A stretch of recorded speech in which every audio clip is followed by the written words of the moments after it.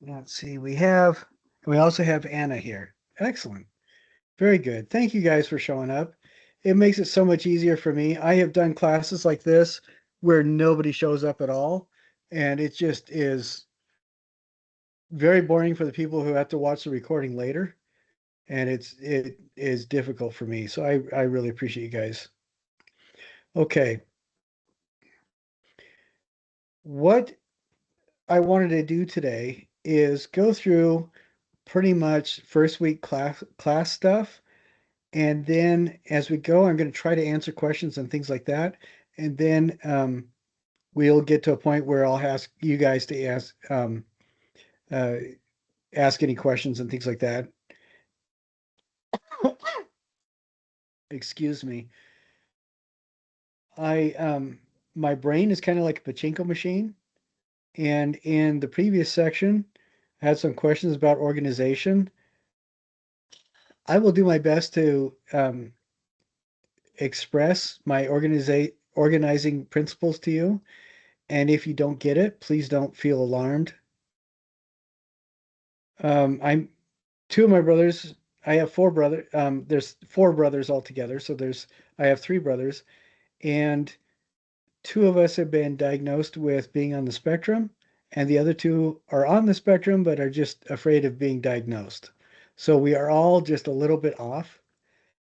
Over the last 20 years, have trained myself to deal with people so I can actually interact and be confused with relatively normal folks. But if something happens and you're not really sure what's going on, um, hopefully it'll make sense. And if it doesn't, let me know. Because like I said, my organization is a little bit, I'll say creative, because that's a good positive sounding word. Now, earlier tonight, I had some issues when I was doing screen sharing that the video and sound paused and made really odd noises for a bit. So if that happens, please stay on the line, and it usually clears up within about a half a minute or so. Again, thank you very much for showing up tonight. What I would like to do is we'll talk a little bit about the letter that I sent out. I also want to talk about each of these tabs and what's going on with the tabs and how you access things. And oh, sorry. I wonder why it does that. Okay. It was every time I click on that, it would shrink it and expand it again. What is interesting about this first week, there are a lot of things that you're responsible for reading, and it is just because there's a lot of stuff that has to happen at the beginning so that you can have the tools you need to navigate for the rest of the class. I will share with you right away is in the syllabus, I had to write a pretty harsh um, submission policy. But I'll have you know there is a 3-day grace period on any assignment, and at any point, if you guys feel that the due dates are too close together or it's too close at all, we need to expand it out a bit. I don't have a problem doing with that. And every single person who's ever contacted me and asked for an extension, I've granted it. I no, I should say almost every. There's actually been over the last 25 years, there's been about five people that didn't get extensions, but that was because they asked for an extension 3 months after the end of the semester. And that makes it a little bit difficult. I was giving a final in class that everybody had to be present for, and I got a call in the middle of the final from somebody who was in one of the airport bathrooms in the Newark, New Jersey airport saying that they weren't going to be able to make it to the final. That's I can understand that. But we actually had them stay on the line and then they took the final over the phone. So it worked out. Okay. So hopefully everybody's read the syllabus. And did everybody get the email that I sent out? Did all four of you guys that are here get the email? Which email are you asking about? I sent an email out that was really, really long, and it Okay. gave several different It, ways for getting the textbook. is it the one about like how you're creating packets and everything like that? The creating the kits and stuff like that. It included that, but it had a lot of other info in it too. Yes. Okay. That. I sent that last week. For everybody who's listening to this later or recording of this later, um, the if you did not get the email that I sent out, please let me know right away and I'll send a copy to you. 80% of everybody in the class has gotten that email. I know for sure. The remaining couple people are either dropped the class, if somebody dropped it and they came in because they were on a wait list or something, or there was a quirk that happened. So if you did not get that email, let me know and I'll send it out. The reason that email is important is that everybody needs to have access to a textbook. There's 7 ways I list of getting that textbook. All of them well under the $120 you'd most likely have to pay if we provided it for you through this bookstore. One of the big ones is the Fulton Library. Jason made sure there's at least 6 copies of the textbook at the Fulton Library. So if you don't have one now, or you're waiting and it's not going to come here until next week, I would recommend going over to the library, scanning the chapters that you need to, and then that's you're good to go there.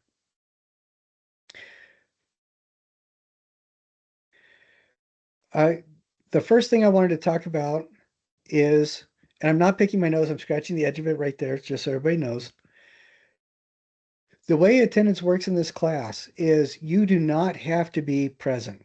This is not intended to be an entirely synchronous class period. If you guys were normal people, if all of us were normal people, we'd be taking this class on campus. I'd be teaching you on campus. Sadly, I'm not normal, and whatever your circumstances are, you have to take this online. What that means is, first off, since we don't have twice a week face-to-face interaction, I can't hover over you and answer your questions directly as you're building.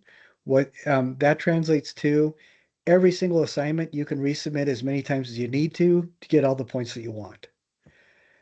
So if I say, I'm sorry, you missed these points on this sculpture because you didn't follow these parameters, fix it, redo it, turn it back in. Last semester, one person had a hard time understanding one of the lessons or one of the modules, and they kept working at it and working at it and working at it.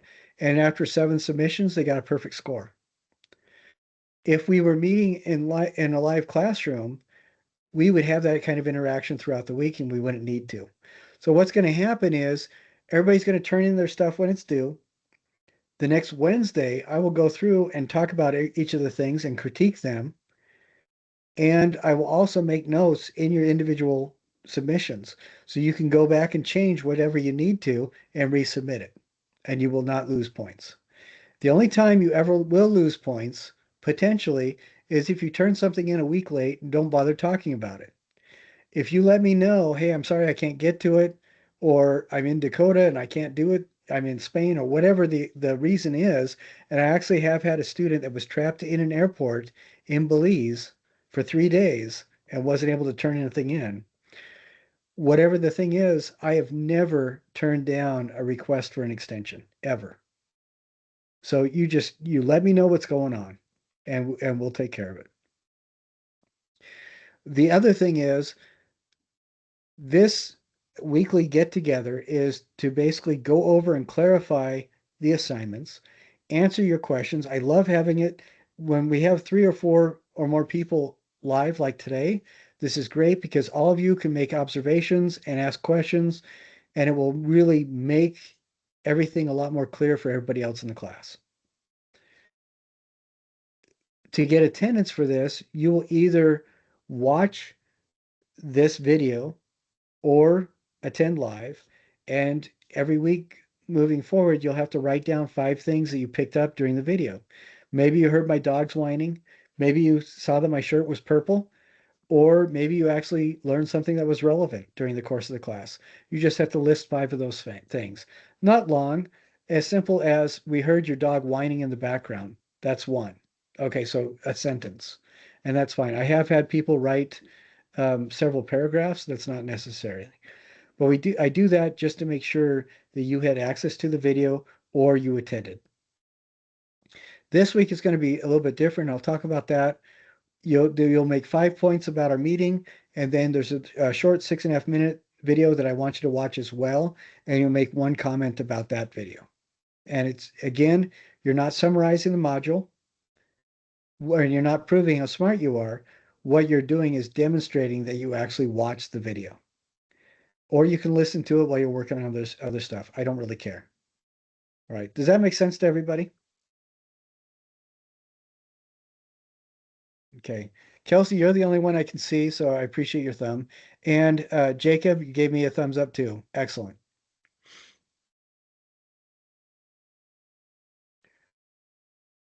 Okay.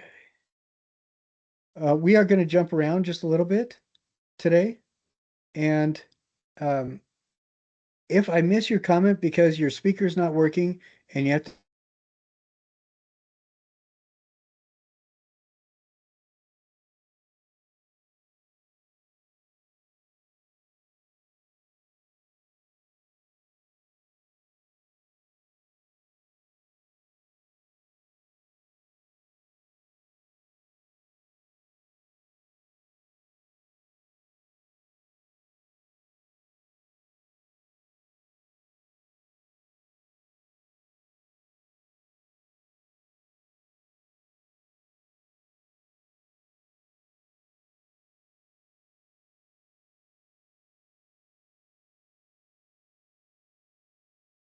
All right. Can you guys hear me again?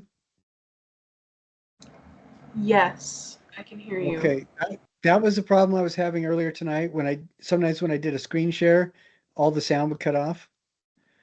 Um, in the chat, I noticed that Anna asked the question, what edition of the textbook do you need? Excellent question. You need one of the editions that's available. I prefer the second or third one, but whichever one you can get is great. If that's the first edition, that is just fine. If it's one of the ones in the library, that's just fine.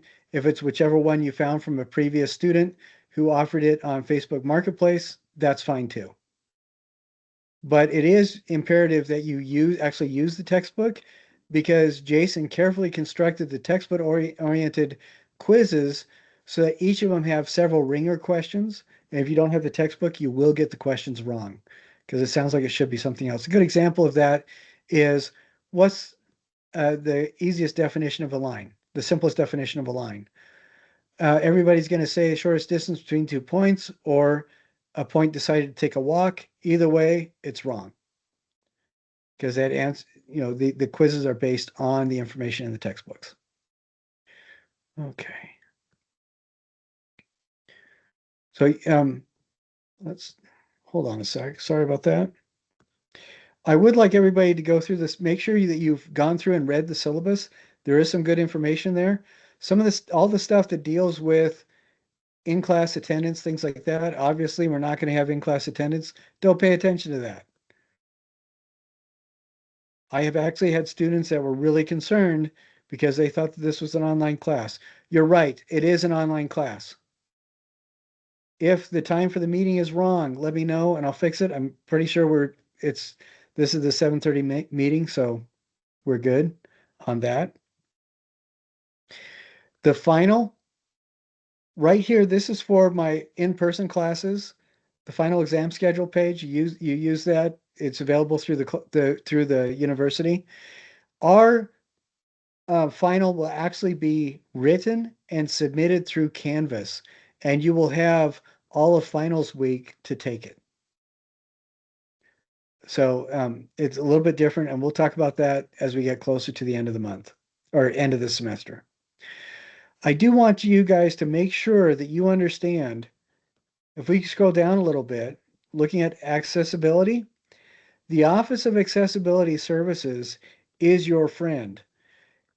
If you have any issues that make it difficult to fully engaged with the materials of the class, talk to them. If you have any other issues, they're a good starting point because if they don't know the answers to your questions or they can't help you immediately, they also know who to send you to. So just be very aware of that. We've actually gone through them a couple of years ago. We needed to find a room for some students who needed a prayer room, and we were able to work with that. They were able to get us to the people that we needed to contact to get that taken care of. Student health services, make sure that these links should be working. And Office of Teaching and Learning, student resources, they are a really good resource for you to access as well.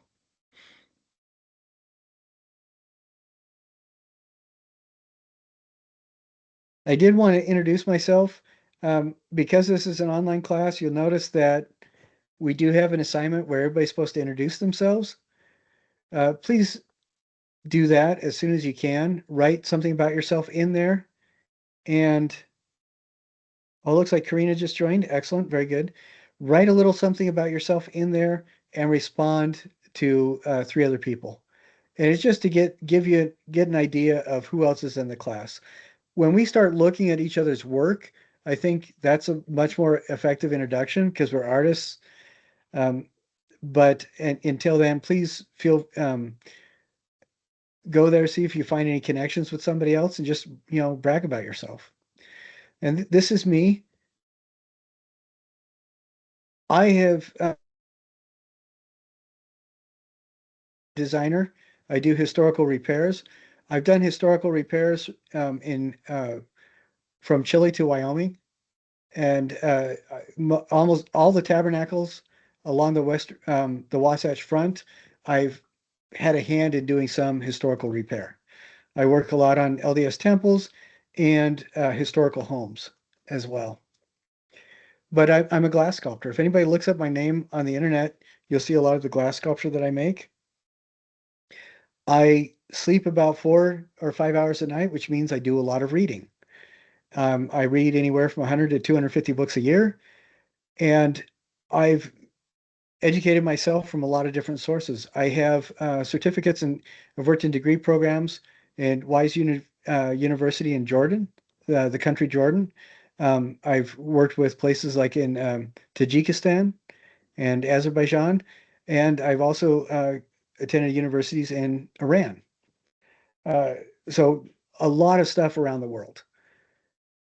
Because of all that, I do a lot of weird stuff. Like right now, I've spoken for the State Department in reaction to American Christian and Muslim interfacing. Just this last about a week and a half ago, I spoke at a conference on parenting for Muslims. So I'm an interfaith chaplain. I'm a pluralist chaplain, and I'm also a certified alchemist. So a lot of different interests. If you consider that everybody who wants an art degree of any sort has to take this class, that kind of mix is what we're going to see with what we have in this class. I mean, no two of you guys are the same. You're all functioning professional artists. A lot, but I'm going to say maybe 2/3 of you come from either a 2D or digital background, primarily, if not more. A lot of you are going to be graphic designers, illustrators, things like that. The point is, we're all very varied. And that's exciting to me because every semester is unique. And as we start seeing each other's works, we're going to be influenced and um, inspired by very, very different things. And it's kind of fun. If you guys have access to, if your microphones are working, I'd like to hear your input on things as we go forward because it just makes the class that much more interesting and exciting. That's my point. I grew up downwind of 5 nuclear power plants. I was probably dropped on my head about 20 or 30 times growing up because, I had three brothers. And so if things seem a little bit off kilter, out of whack, uh, either ask for an explanation or just relax a little bit because ideally things will make sense. we talked about a little bit about how this course works. Everything builds on each other. Everything builds. And I would like you to seriously consider keeping all the stuff that you do because you can reuse it for textural or color components later on too, if you want to. Now I will do my very best to respond to emails as quickly as I see them, always within 24 hours during the week, and then as soon as possible over the weekends and on holidays. And that sometimes means I will get respond to your email at 1:30 in the morning or whenever I'm up doing other stuff. I try really hard to keep connected with you. But I'm also, as you guys are telling me different things to clarify stuff, I will change assignments, I will do stuff. Canvas will be constantly updating. Last semester, a couple people had problems because they couldn't see certain elements of the assignments or it didn't make sense. Um, and we found out later is because they had a bad internet connection and Canvas wasn't um, refreshing properly. So make sure that you pay attention to that. And I will email you now that the semester started through the Canvas inbox rather than regular Canvas um, email. The modules are designed usually to be the big ones are usually designed to be spread over about 2 weeks. And then you'll notice there's a lot of other small ones. And that's to kind of spread stuff out. And I'll talk about that more in just a little bit. But AI, I'm not an enemy to AI. I think it's a tool just like photography that needs to be used.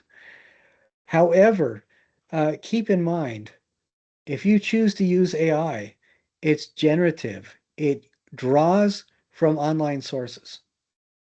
It's very difficult for any of the generative AI programs out there to create something in the same way that you can.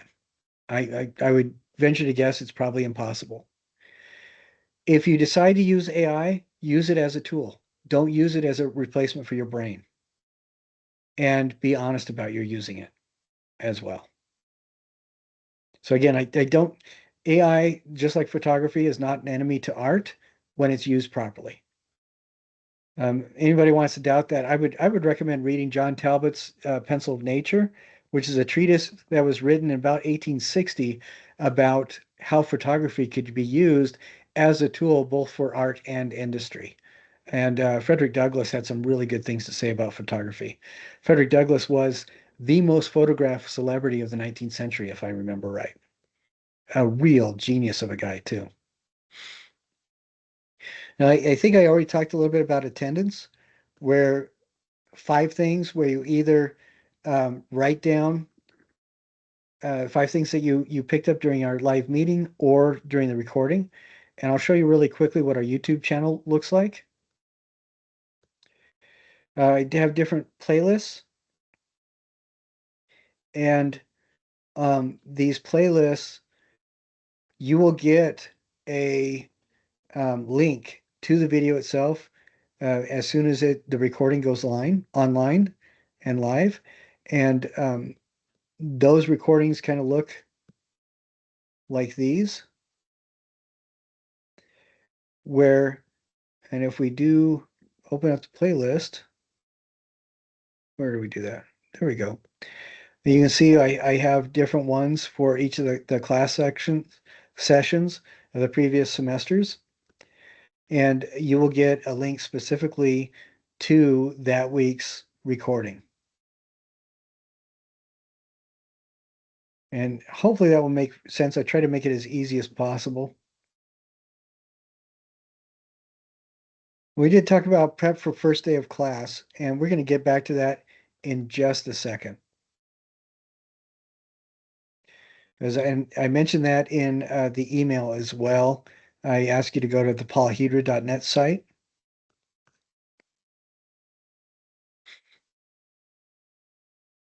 One thing that I really appreciate about you guys in particular is some of the links have not been working. Like this one, Exceptional Care, is supposed to link to a video. The video wasn't working. And a couple people told me that tech support said it was my fault.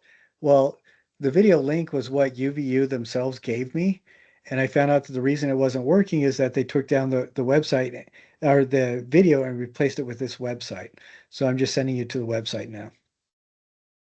But if you guys see a video that isn't working, a link that's not working right, sometimes somebody remaps a website, or else I have to find a replacement for it. As soon as you guys tell me, I'll take care of that as soon as I can. And I want you to know if anything like that ever happens, again, you will not be held responsible for any of the information that you can't access simply because things aren't working.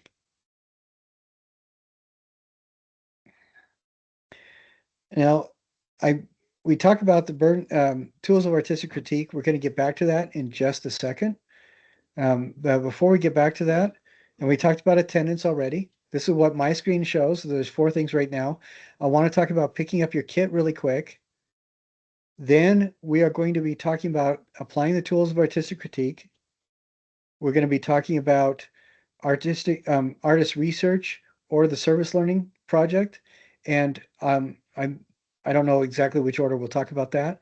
And then we'll go back and finally talk about the polyhedra.net project and your first real module.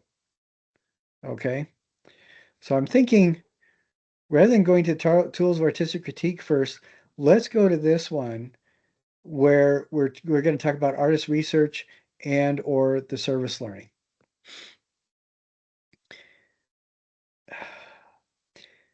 In this class, there are a couple things that we are required to do. One is go over critique and what critique means with vocabulary and the process. I use Feldman's model of artistic critique.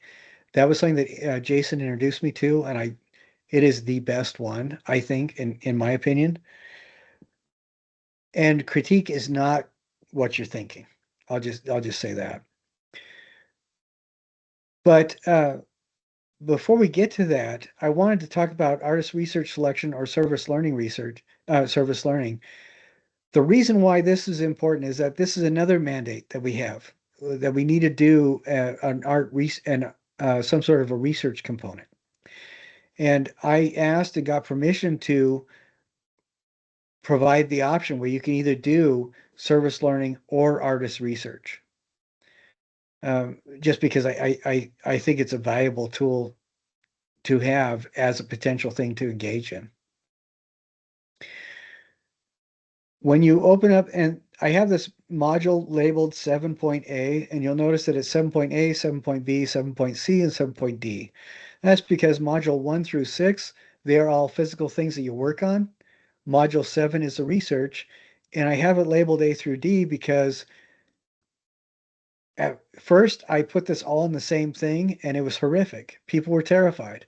But if I spread it out into 4 smaller assignments, it actually feels doable. And everybody last semester was able to do it without a problem. As you look at this, you'll notice in each of these modules labeled 7 point and then the letter, there's going to be an artist research option and a service learning option. Nobody's required to do both.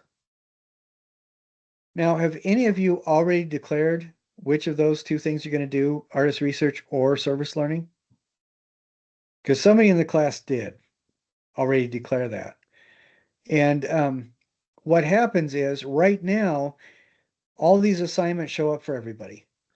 But the moment that you decide if you're going to do artist research or service learning, I go through and I remove the other option from your list of to-do things, your list of things to do. So you're only held responsible for one or the other and not both. All right.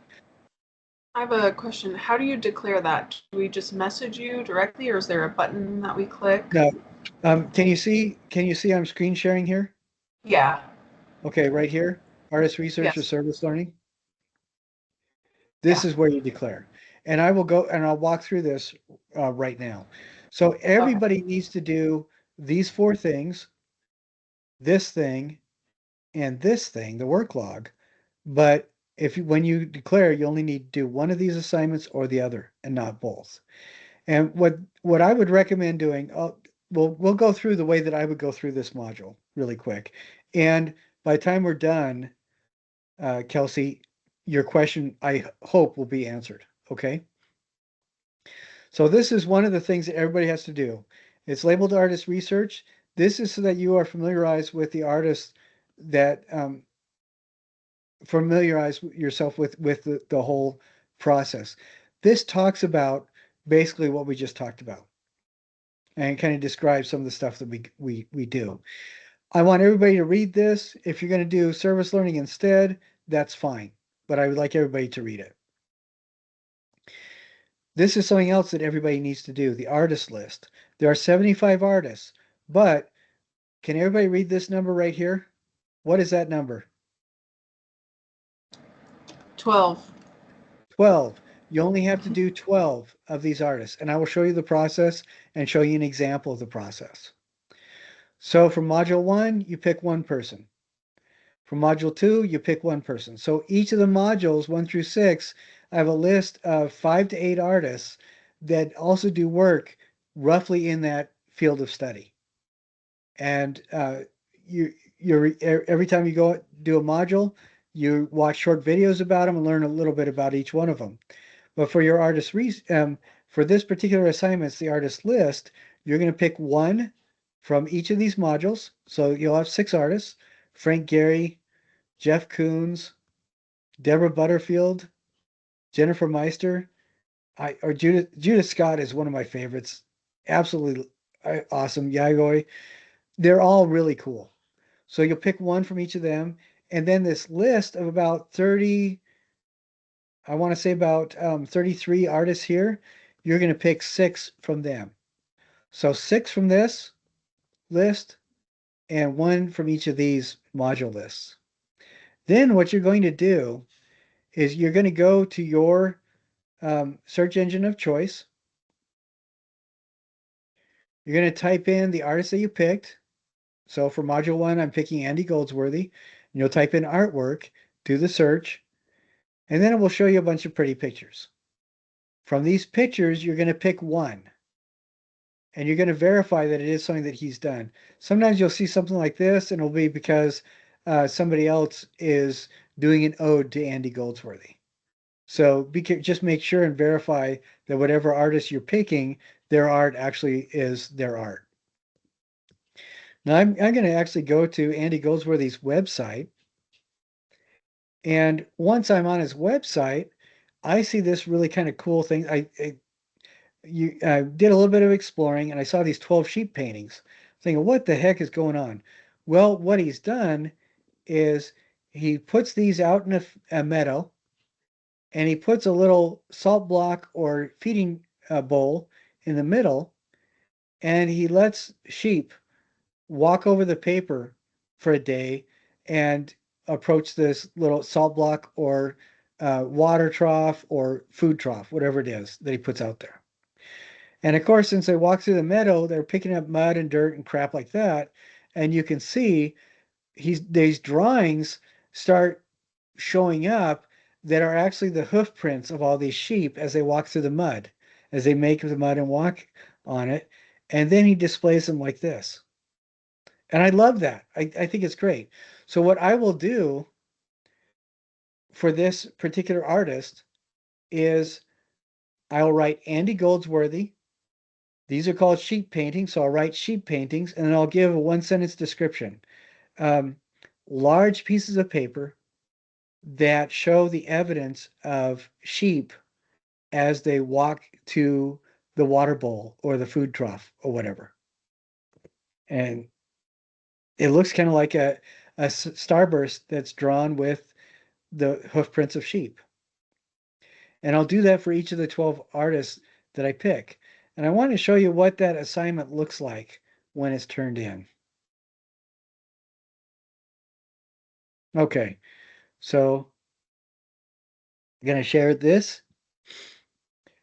Can you guys see this page?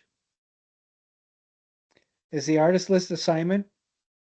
And then you can see Slinkachu, the name of the artist, that's from module 1, and then the title, and then a short description.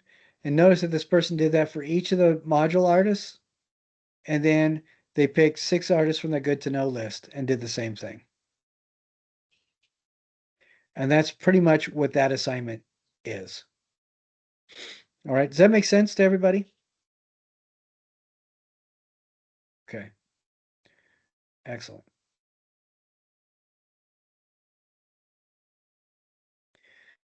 So we go back to this. We're still in module 7A. So that's the artist list. This is an introduction to the idea of artist research. Everybody has to read this. Everybody has to do this assignment. Then I want you to look at this. And this starts talking about the ideas of service learning. What kinds of things can you contribute? And I want everybody to think about this. This is basically just a personal reflection where you think about these questions. And if you want to talk about them with somebody, you can do that too. But it's basically just a thinking kind of thing. And then you'll also notice that, I'm going to close that. You'll also notice that after this, here's a link to a video, which I want everybody to watch. It's about 4.5 minutes, but it talks about people going in to a situation where they think they're providing service and they actually make the situation worse. And it's a news report that was done after a couple of hurricanes several years ago hit the East Coast. And it was just a really thought-provoking thing that was part of how the service learning um, organization on campus today runs their operation. They take this kind of material very seriously into account. Just as an example of how the second disaster is a real thing, in the 80s, I was living in Alabama as a volunteer minister, and five tornadoes went through the town that I was in. Um, Afterwards, a lot of people donated food and stuff like this, but there was so much food coming in that it was way more than nobody had thought about refrigerating it or making sure that it was dehydrated or anything like that. They just had the food and they stored it as well as they could.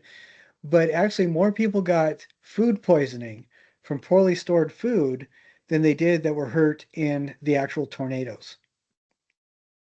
And again, it's not because anybody was being malicious or even thoughtless. It was because it was a consideration that just was not in anybody's consciousness. And the second disaster video really addresses that well. But now we're getting to the question that was asked, how do we declare? This is where you declare this assignment. And before you declare, the short assignment is let me know if you are going to be pursuing artist research route or service learning route. That's what this assignment is. You basically go to it. There's not really a rubric because that's all you're doing. All right.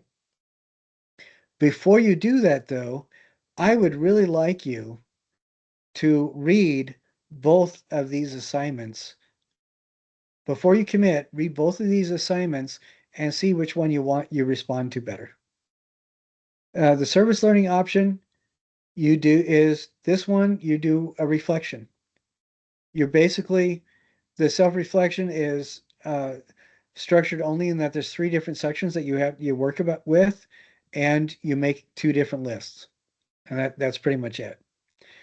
And for the artist research thing, what you're doing is going to this discussion board, you're typing up the artist and you're basically submitting the artist that you want to do your research on. The reason I have this on the discussion board is I don't want multiple people to do the same artist. So if you decide to do the artist research option, do this right away so you can get your choice of the artist.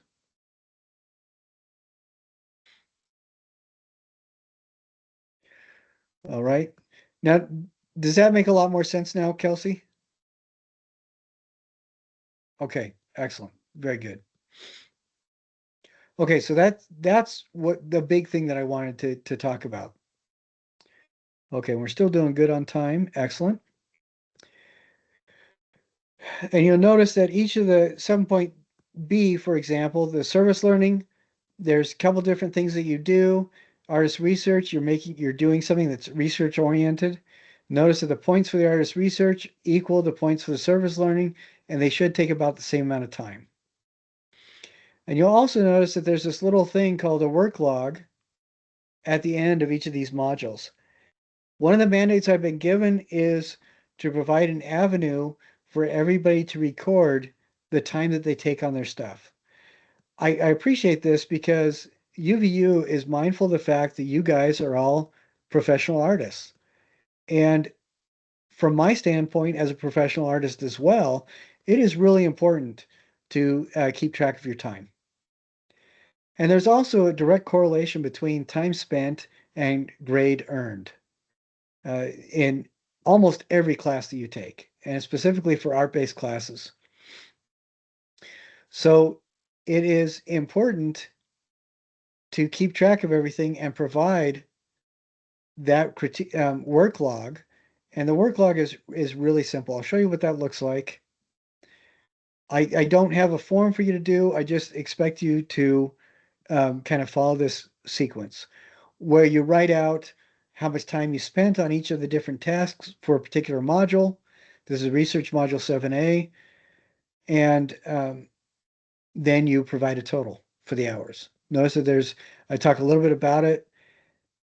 If you're doing an actual thing, I would even put in on Monday, I spent an hour and a half doing this, and then 15 minutes doing this. On Tuesday, it doesn't have to be really super detailed, but it does have to provide a record of how you spent your time. And then you need to get points, you have to submit it with the total. And I do give a couple different examples, and I'll show you another example. If we go to module 1, go to the work log there, that assignment, I give a much more detailed example where I've actually written down the day, the date, the times that I was working, what I did during that times, and then how much time I spent. And then again, you only get points if you include a total. One reason that this becomes important is that each of the modules, when you go to the project gives you an idea of how much time it should be taking you. And if you did not get the grade that you expected, go back to that project and make sure that you spent the time that was indicated. Because, like for example, down here, we're going to be making texture tiles right here. Each of those texture tiles should take about 45 minutes. It says that in there. And oddly enough, everybody who got poor points, I went back later and looked, and they did not spend 45 minutes per tile. So keep that in mind. And also it helps if you're spending too much time on something, it will help you to keep track of that. But that's a much less urgent problem than not spending enough time. At least that's been my experience. Okay, switching gears. We are now going to be talking about critique. I want to stop the screen share thing, but I'm afraid if I start sharing it again, we're going to lose the voice again. So if you guys can hear me just fine, I would like your input on this. How many of you, when you hear the word critique in a class like the classes that we're forced to take as artists, how many of you have that sensation of your stomach dropping or not wanting to go to class that day or finding almost any excuse so you don't have to participate? How many of you have that experience? I don't feel that way about it. Okay, good. I will be totally honest with you. When I started teaching at UVU, um, everybody felt sick to their stomach. And as faculty, we start talking about the critique process and what it's actually supposed to be. That has dramatically changed. Even 2 years ago, people felt very negative about it because you hear critique and critical, and you think biting, negative, awful, nasty. Critical, the synonym for critical is intentional. That's what critical means. So critique should actually be when you're looking at something with intention, not you're telling people what mistakes they made. I don't think that helps anybody, or it doesn't help very much at all. In this class, when I critique your stuff for assignments, it will generally be limited to workmanship and following the parameters of the assignment. Um, and then we also talk about how much we enjoy things, but I want to share with you the model of critique that critique that I use. Like I said, this is introduced to me by Jason. Feldman's model, I think, really helps quite a bit. Now, what I'm going to do is in this page, you'll see that there's links to a video here. I want everybody to watch that video. So part of your attendance today is going to be, and I'll show you what that video looks like. You're going to be watching this video at 6 minutes, 32 seconds. So for your attendance, every week for your attendance, you're going to write down 5 things that you notice or learn. For this week, it's going to be 4 things from this video and 1 thing from this video. And I show it twice on this page because I want you to watch it twice. I want you to watch it once before you look at the tools of artistic critique, and then a second time after. And what you will notice is that in these 6.5 minutes, the 2 people that talk about this artwork engage with it following those 4 steps. And it's really eye-opening. I don't know if you guys have the experience when I share with my brother that I wanted to go into art and that's what I was studying in school. The first thing out of his mouth was, "Oh, how are you going to afford to have a family?" And it's interesting to me because that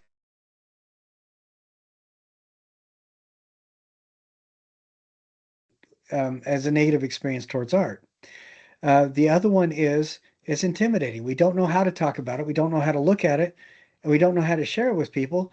And the conversations about art have been absconded by essentially pretentious caricatures of people. You look at any TV show um, that where people are involved in a gallery, and almost every one, you're going to have the gallery director or gallery owner who is a pompous jerk, and everybody who talks about art is incredibly pretentious.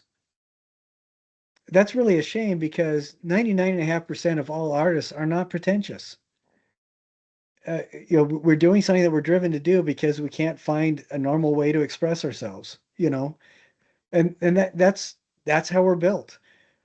But the tools of artistic critique, this Feldman's model that I want to introduce you to, I hope, is something that will reinvigorate how you look at not just art, but everything around you. And I've had students from nursing students to coders that work with computers all the time, to statisticians that have adapted this model of critique to all the issues that they encounter. EMS, people on the job site who are doing construction, roofers, farmers. This applies to everything, and it's a really good way to look at things critically, which again, critically means with intention. So there's 4 steps, and each step needs to be taken in order. First step is description. This is where you talk about how you're experiencing the thing in front of you. And you're dealing with just the facts that you're encountering. Okay, we're not talking about the context at this moment. We're not talking about the worldview of the individual. We're talking about just the object. And these are questions to consider in your mind as you talk about it. And I want to introduce you to this now because we will have a progressing series of assignments. There's about 3 or 4 altogether in the sequence where you will become more and more familiar with this process. So the description, you're just talking about what you encounter. I have a Analysis, question. yes. So I actually submitted one of the extra credits that utilizes this, and you commented that you feel like I should go back and reassess it.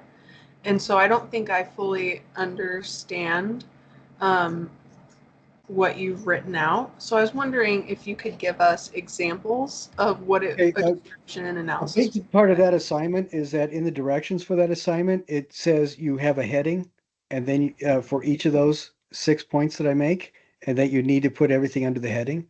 So that's Oh, one thing. So I go back and reassess that, and then after our conversation tonight, hopefully it'll make more sense, and then you can go back and restructure it. Okay, sounds good. And I believe I wrote that in the comments as well. Um, but yeah, excellent. We'll talk about that, and then after we talk about this, if you have any more questions, we'll readdress that. But so the analysis is the second step, and this is where we get into the how, where we are extrapolating as professional artists. What are the processes that were used? What were the techniques that were used? What were the maybe some of the thought processes used in developing this? What how did they use the acrylics if they used acrylics? What kind of tools did they have access to? Does it look um, kind of rustic because they limited themselves to rustic tools and implements? Or does it look rustic because they weren't really paying attention to their craftsmanship? You know, and so that's where we get with this. And interpretation, this is where you are using these elements and then also drawing from context, things like context. What's the historical context? Where did the artist come from? Are you going to do any research on the artist to find out what their worldview is? What did they say about the work? And if you can't engage with the artist directly, what do you feel about the work? This is where you start engaging with your interpretation of symbols and color and line quality. Like, for example, Kelsey, if somebody is making something with a whole bunch of diagonal and jagged lines, what do you think is going to be some of the elements that they're expressing?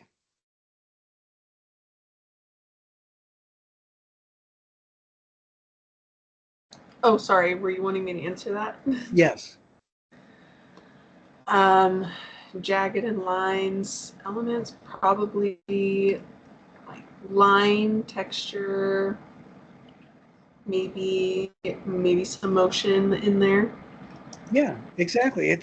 It would be something completely different than if everything they made was totally smooth, or if everything they made was very visually rhythmic. Each of those things are going to communicate something separately. And so, and that helps us, you know, since we look at those and quantify them during the description and analysis phase, when we get into interpretation, that's when we can start using those kinds of things to underscore and support the interpretations that we come up with. Like, for example, what did the color use mean? What does the color use mean? What are they using any things that are identifiable as symbols, or do they feel like they're pushing away from using any recognizable symbols? You know, those kinds of things are all really good. And then finally, at the end, the fourth step is it successful? This is the big question. And this is where we talk about our response to the ideas. Does this thing, you know, what kind of value does this have? Does it have intrinsic value? Is there cultural value? Is the value that it has something related to just the learning process the artist went through? Those kinds of things. And um, with all this process, I hope you can see that each one of them, each of the succeeding steps builds on the preceding ones. In all this, be mindful of these questions as you explore those ideas and be mindful of these words. One of the mandates for this class is that everybody understands and becomes comfortable with using these words to articulate what they see.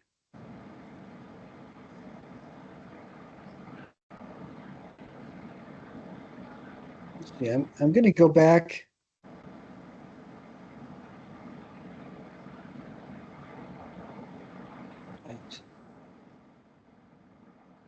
Okay, do you remember which assignment the extra credit was on, or which module was that in the attendance? Um, Oh, yes, right here. Okay, yeah. okay.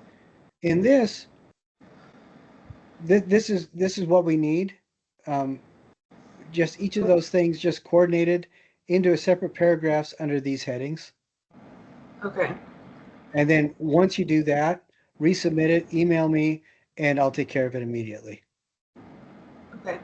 So each of these four steps were used there, and be mindful of those questions as you talk about it. I don't, the word count does not apply. I've actually had somebody do this where they wrote down the questions and then the answers after that. The word count does not apply to the questions if you write them out. Just think about them and respond to them. You don't need to write them out. But so that there's 5 different headings, and you do that for each of it, and let me know as soon as you resubmit, and then that will take care of it. All right. Sounds. Okay. So, oh, and now we are getting towards the 3D stuff. If you look right here, it says pick up your kit. As far as I know, right now the kits are ready for us. I believe they are. The kits need to be, there's a couple things to be mindful of. This is where they are. Does everybody know where this room 519 is? No. Okay. And the 5th floor, this is the hallway. There's the bathrooms right here behind this door. And there was a printing station. This leads directly out to the stairs that go up to that quad right outside the ground level. And if you go this hallway right here that you kind of see, if you go right, it goes down. There's a lot of offices and classrooms down there. And hopefully you can see my arrow. But in front of this, if we look right here, looking at it, if we turn right, there are that's the hallway that leads towards um, uh, a couple of the other 519 art class shop and an emergency chemical shower station. Is that helping at all? Yeah.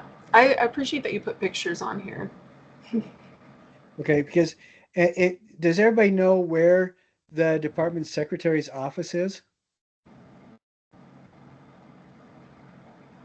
Because if you start at their office and go directly, the I think that's there's actually that's not good. There's 2 sets of offices. If you start with the Norda Center, um, uh, and there's the main um, gallery there that has the glass walls on it. Yeah. You go down that hallway towards the arts stuff, go all the way to the end of the hallway, turn left, go all the way down that hallway. There's bathrooms right in front of you. Turn right, go all the way down that hallway, and you'll see in rapid succession, you'll see um, all in the same area. There's some vending machines, a doorway, and stairs that go down. You go down those stairs and go further into the building because you at the bottom of the stairs you can either go out to the building outside or go into the building. Go into the building further, go down that short hallway, and that leads you. If you can see my arrow on the screen, that leads you on the right hand side of these windows. That's where that hallway is. I don't know if that made sense. I hope it does. But once as you go get closer, you'll start recognizing some of these things. You're looking for room 519. Okay. And it's those boxes that are the kits that you want us Right, to grab. right. And they may not be this color, but they will Oh, be in the same area. Make sure that they are the kits for section X02. If they're not labeled, they should be, but um, the big indicator will be there'll be this yellow pad on top of the boxes that will tell you what class it's for. okay. And you need to write down what it is. And after you get it, take a picture that you have it. And for points on this, you submit evidence that you picked it up or somebody in your family or a friend of yours picked it up. But they should all be there and available for you. The reason I say double check, make sure that it's for your section, because there's about a half a dozen different sections all at the same time, and the kits may not all be identical. If there's no indicators as to which section, then they probably are going to be all identical, but just double check that you have the kit for your section. All right? Does that make sense to everybody? Yes. Okay. It looks like somebody already picked up the kit, so I'll have to go back and grade that. Okay. And you can see that in this module, each of these, when I have the recording updated and put onto YouTube, I will uh, share that link and I will update that attendance week. And so you guys won't see all this list. You'll just see attendance for the week of um, January 4th. Okay. And in that, you'll have, there'll be a little thing where it tells you this is the link for our class, and then this is the other video you've got to watch. All right. So we've talked about these things. Now, everybody, to get ready for class, you were supposed to go to a certain website.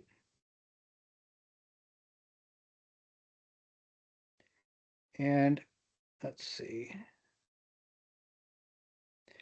This is the website. It's called polyhedra.net. And what you needed to do was pick one of these shapes, print it out, and then make it. What, who can tell me what shape that they made? Oh, we were supposed to have already made it. I only printed it off. Okay. But okay, what was the name of your shape? I got the hexagrammic prism. Okay. Now, I just hope that you guys have that made sometime before Sunday. That's what needs to happen. Okay.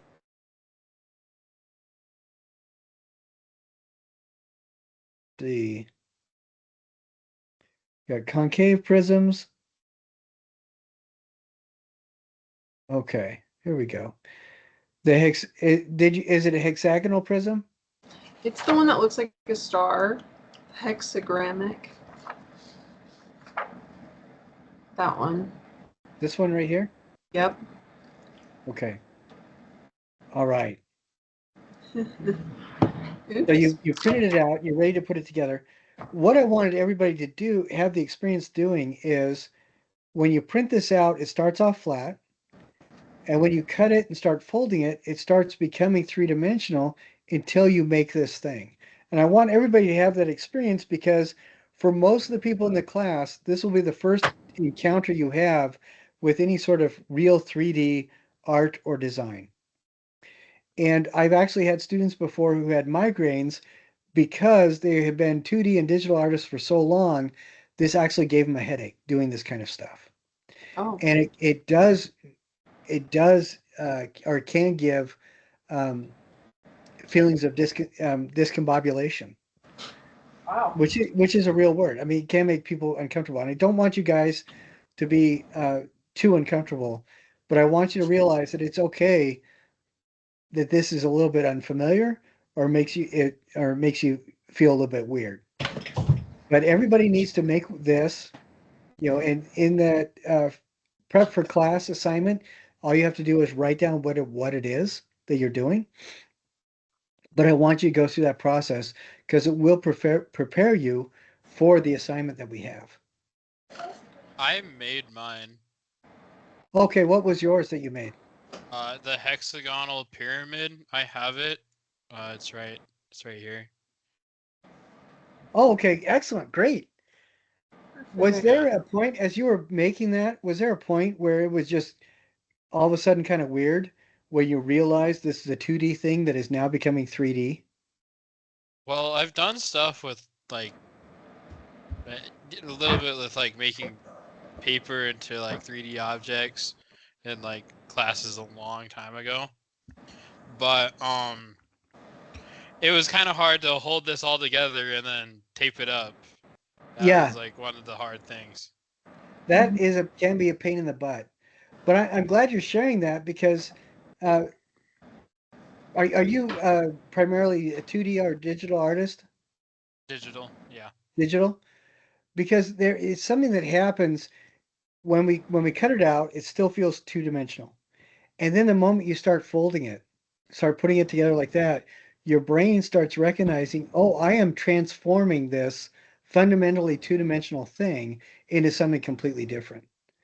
And I like when people recognize that shift as it goes on. In with digital art, when I was doing digital animation, that kind of shift happened, but it all happened in my imagination. And this class, we're doing real world stuff, and so sometimes that can be a little bit of an interesting experience, I think, for some people.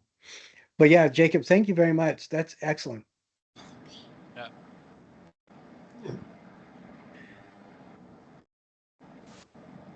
So that is a really an important thing for everybody to do. And like I said, I want everybody to get their thing made by Sunday.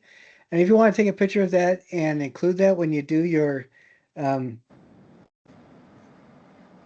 attendance thing, include that in your submission, I'll give you a couple extra credit points if you'd like. But or if you include a photo of your thing in the prep for class, I'll give you an extra credit point for that too. Now, as we look at this, each of the modules are basically following this. You have a quiz to take. People have done that. All of this stuff is to prepare you for the building. You have the background, and then you have the artist review. One thing, I don't know if anybody's noticed this. I've had students before who try to go right to the sculpture-based assignment, and they can't open it. And that's because everything has to be open in sequence. Once you open it, you can go right on to the next thing. Will typically go through, open everything, and then go back and do things as I feel like I need to. But I put it in this sequence specifically because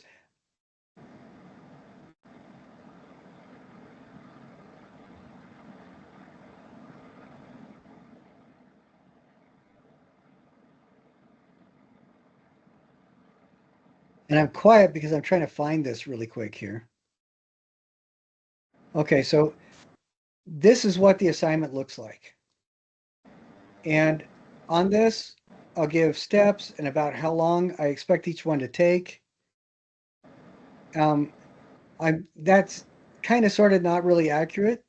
What's interesting to me is that when people take this seriously, this becomes about 4, 5, 6 hours, this part right here. And as they lose sight of things, they realize that their photography is taking longer.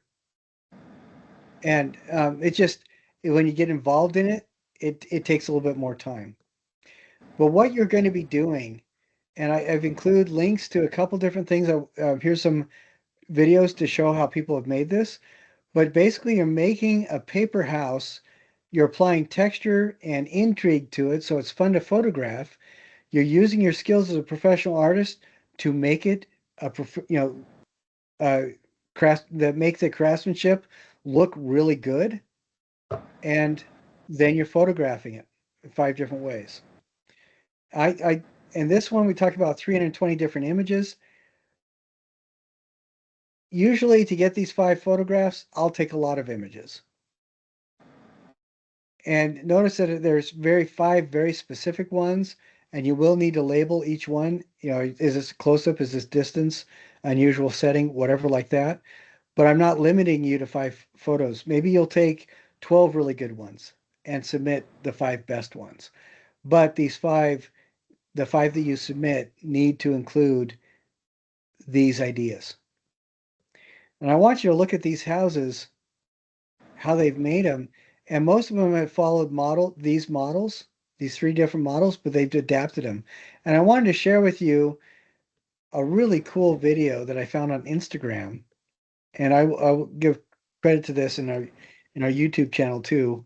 I don't want to get dinged with any copyright violations. But I want you to look at this video, just watch what the person is doing.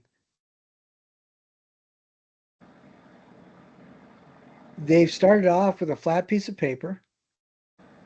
Let's see, I'm gonna we're gonna see them get to the point where it's all finished, and then we'll see the start again. But they started off with a flat piece of paper,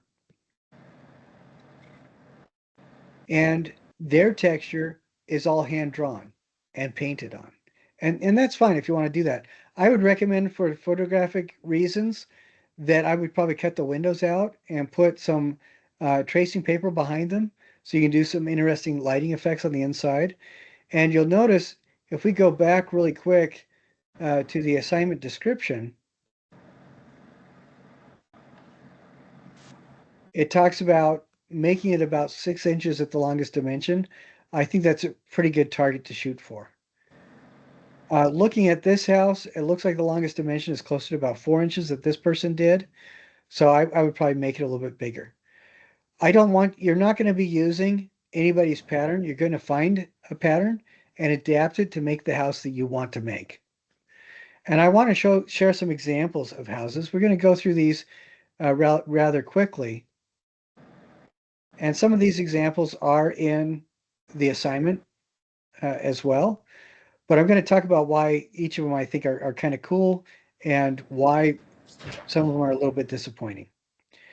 I really love this. It's a very simple design. You can see it's a very simple design, but they made windows and they applied texture with strips of paper folded over and popsicle sticks that they painted. Even the floor inside, it's a wood floor inside. And you can see they cut out the sides and put little sticks that they painted to make it look like railings and different things like that. And this looks to me like a Pinewood Derby car wheel. I don't know if it is, maybe it's something else, but I love all the fun detail they did in it. And it makes it so that when you photograph it, you can do different things with lighting. You can emphasize some of the visual texture, some of the physical texture, and just have some really fun things going on with the image. And if you guys want to chime in with the things that look fun or the things that are disappointing, let me know. This is kind of a fun image because of how they set it up. You see, they did a little set house and they put it on the welcome mat of a bigger house. House itself, I think it's a fun shape. It looked like they also found the same kind of simple model, but they didn't do an awful lot to give it very much visual texture. It doesn't look as interesting as that thing beforehand, the previous image. I do like what they used to take the picture. I love this image. They did some fun texture on the roof here, some really fun on the siding and stuff. I don't know if it looks to me almost like it was strips of paper that they put on to give texture and then painted it a little bit so it has some fun stuff going on. You can't tell in this image, but in other photos they used tracing paper that they so that when the light comes from the inside of the house, you can really see it. And I took photos of this house at night and a couple other places. This is a lot more fun than just a straight up boring box. I especially love the texture on the roof. This one I think is kind of a fun Lincoln log style house, but they could have done a lot more texture on the roof and on the siding. I think that could have been a lot more interesting. Even drawing with a pen some wood lines, some grain lines, that would be really interesting. Or maybe a dark green pen and adding something that looked like thatching right here. That would be cool. And I think that would make it look a lot more interesting.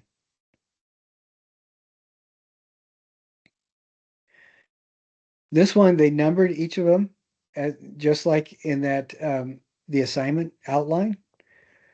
But I want you to look at this. How fun is that? Where pretty much the only light comes from the inside and they have it on a reflective surface so you can see the light from those windows reflected from the ground. And they started with a relatively simple design, but they distorted the lines and made them. I don't think there's any lines in here that are straight. It just makes for a really, really fun looking house. So on this, we can't see a lot of the texture of the house. We can see that it has a super fun silhouette and they did some really engaging things with the lighting.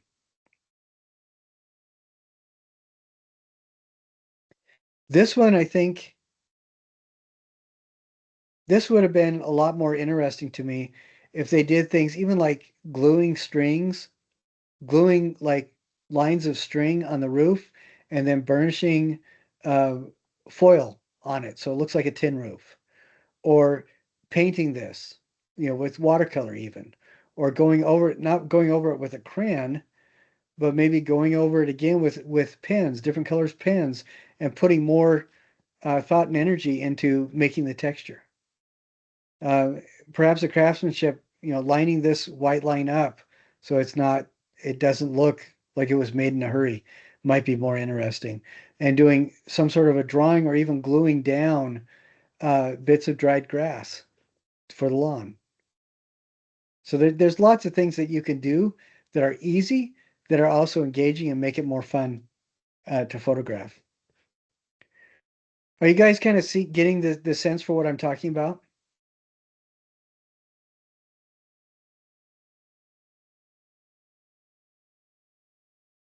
This this is their unusual lighting effect. That's really kind of fun. It's hard to see what kind of texture they put into the house, but I can tell you that the roof line, all of these are textured, so they're separate pieces, and it was actually kind of fun to see that. But I love the creativity in the lighting on that. It looks to me like they did several filters. This is another one of my favorites. So it's a little tenement house that they made with one window that's open with a light on the inside, and it just fits right into their bookshelf. I love how much energy they put into painting this and giving it a really engaging visual texture.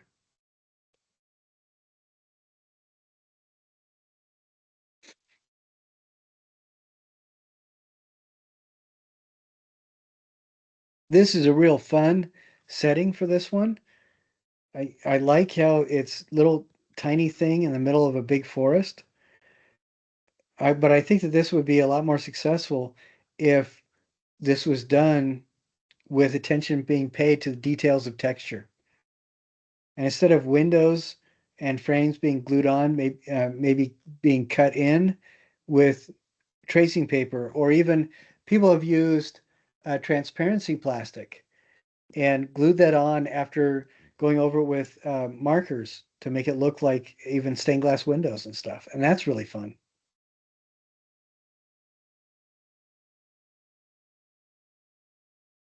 I like the setting on this one too. This is kind of a fun setting. And I like the texture that they did on the roof. That's really cool. This, even with a little bit of painting and stuff like that, different textures of painting, that would be a lot more engaging, I think.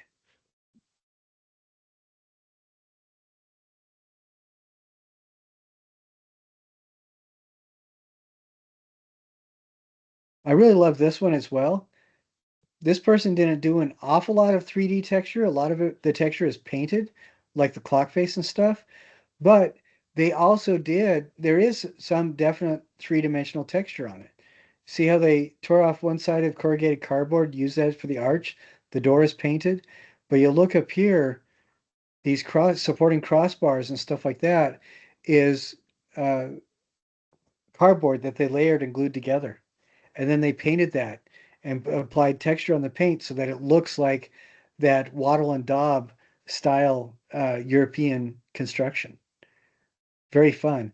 And you'll also notice that again, they tried very hard not to have totally straight lines.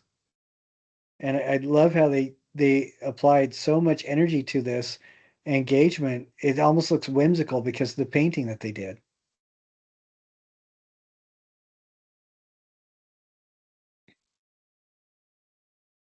This one I think was a really interesting idea, but the execution, I think they could have done a lot more. It looks like to me that they started making this into a lighthouse, and they actually did mount a light bulb in here, but it still looks very much like the component project materials. I would, if you guys want to do something like this, I would do something where I would paint the cap, give it texture. Paint this with um, window lines, the pane lines like you'd see in a real lighthouse. Do something to push this away from just an unaltered lid. And some paint was applied to the toilet paper tube. Um, it might be interesting to do well, it would definitely be interesting to do a lot more detail on that. So I think this is a good idea, but it could have been pushed and made into something really very, very cool. Like I said, all of you guys are professional artists. You guys can do really freakishly cool stuff. I love this. I love how again they tore off one side of the corrugated cardboard and used that for the roof. But this looks like the Little House on the Prairie kind of thing. You know, these windows, the blinds are made with paper that's folded back, you know, accordion pleat fold. The actual window frames and door frames are made with popsicle sticks, and you can see pieces of cardboard have been made for the siding and everything, and then they painted it with a couple different colors of turquoise. I think that this is just really, it's fun to look at, and it makes it so that it's so much more engaging to photograph.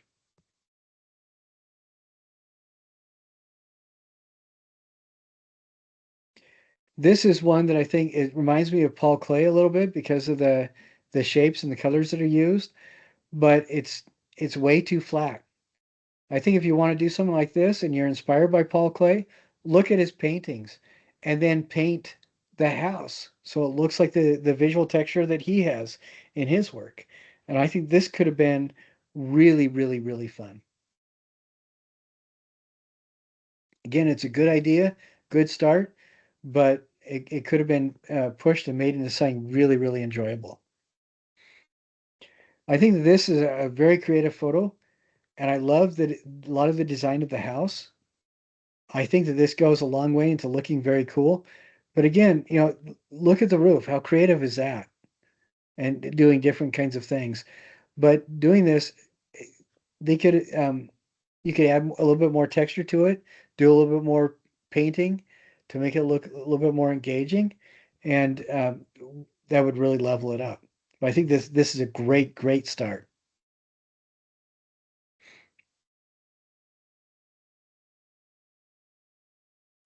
This is another really fun design. And I think that this would have been really cool. The windows cut out, having a door that works. And I love the roof, but a lot more visual texture on the sides would make it very entrancing. I mean, it just make it a lot more fun to look at.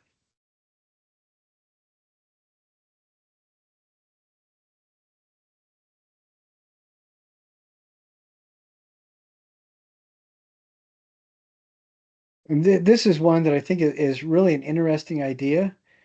But this person, they're just flat pieces of paper. And yeah, these shapes are really kind of interesting for shadows, but it doesn't do an awful lot. If you want to do an intriguing shape like this, add a lot of texture to it. Make it so that it's actually fun to look at.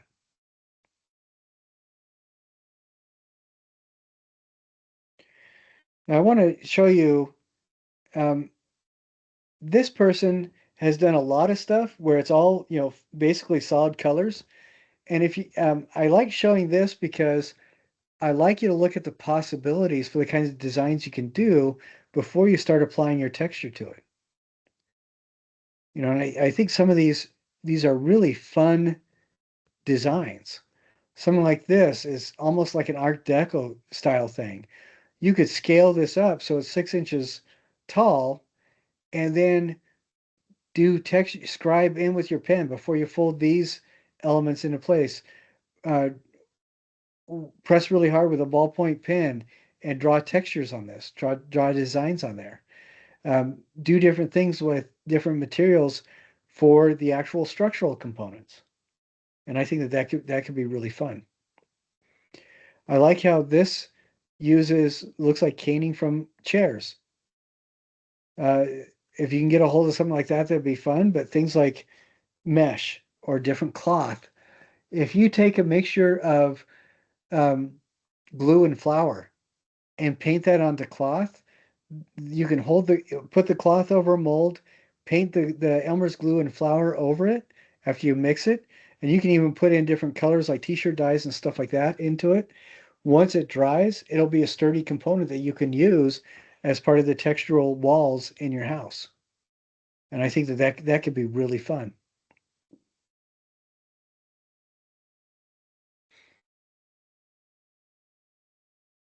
Are you guys kind of getting these types of things that I'm describing? Or, looking at images, do you have a good idea of what makes for a good house? Okay, good. I'm seeing a lot of thumbs up. Excellent. And I went through and I changed out the photos. I don't know if anybody saw it from the beginning of the semester. I changed out the photos so that all the photos on that page are pretty good examples of the kinds of thing that we're looking for. And I'm gonna try to do screen share, and if I lose sound for a bit, I'm sorry ahead of time.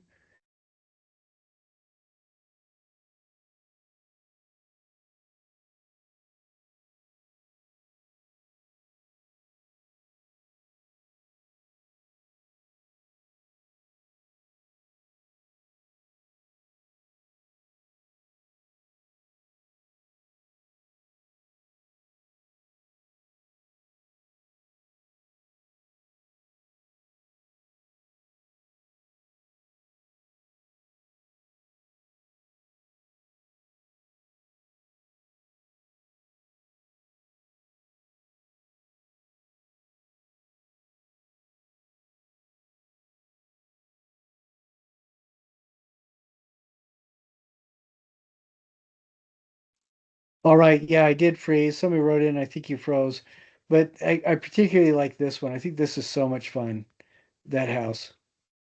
So, be mindful of these kinds of things as you move forward, because this house should be something that is fun to do. And I gave those examples. I don't want you to use you can't use any kit, and I don't want you to just do a straight copy of anybody else's stuff, even the things you see on YouTube. What I would recommend is finding a pattern that you can adapt and then playing with it a little bit. And if it doesn't work exactly the way you want it, fiddle with it until it does. When we're all done, we want this to look good, have be an example of good craftsmanship. So you don't have a lot of duct tape and stuff hanging off everywhere. Uh, when you do tape it together, tape it as much as possible from the inside so we don't see that, or smooth it down, or use something like paper packing tape so that you can use other tape over on top of it and paint. Make that part of your texture. So just be mindful of these kinds of things as you put this together. Now, I think we've talked about everything that I had to cover. Are there any more questions that people have?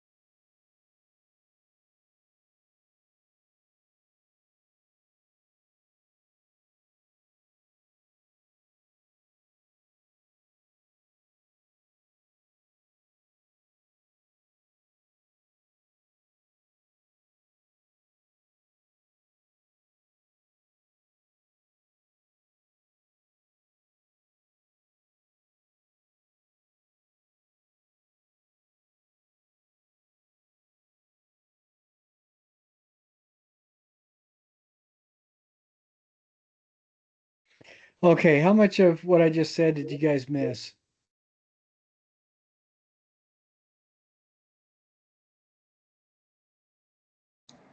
The last thing we heard was, do you have any questions for me?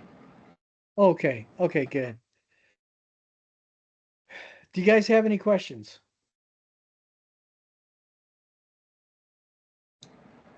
A few of the students have put questions in the chat box, but I personally don't have any questions. I think you did a great job. Okay. Thank you very much. Looks like thank you, Kelsey. You're gonna get an A for sure. Uh, Anna asks, is the artist research or science service project an all semester project? Yes. That is why I've labeled the modules related to it 7A, 7B, 7C, and 7D. The first thing is due this Sunday. Second part is due the first week of February. Third part is due the first week of March. and then the fourth one is due early part of April. So it is a big project, but you do in little chunks throughout the semester, so it doesn't give you an aneurysm. All right, and feel free to go through the stuff. And all right, awesome. Okay, good. Um, feel free to go through as much of that stuff as possible, and we'll answer more questions next week. I did want to say one thing. I know we're going a little bit over, but that's because of the kept dropping our call. When you submit stuff, I like everything the project submitted on time as much as we can, because the next Wednesday we will talk about that. We'll apply the tools of artistic critique to what we see. We'll talk about how it fits in the parameters and how it needs to be brought back to the parameters of each assignment, and then you can resubmit. And you can resubmit. I had one student last semester, I don't know if I mentioned this, resubmitted their thing 7 times and they got full points. So just you look at what I've said, uh, adapt it or ask more questions for clarification, and then resubmit. And I have never turned down a request to extend. All right. All right. If there's no other questions, thank you so much for being with me. Thank you for your patience. I'm sorry the calls kept getting dropped. I do not know why, other than there's a lot of older folks in our neighborhood. Maybe they were all on Facebook with their grandkids and it screwed up the internet. Who knows? But I will look forward to seeing you guys next week, and email me with questions and we will cover those as well. All right? You're welcome. We'll talk to you guys later.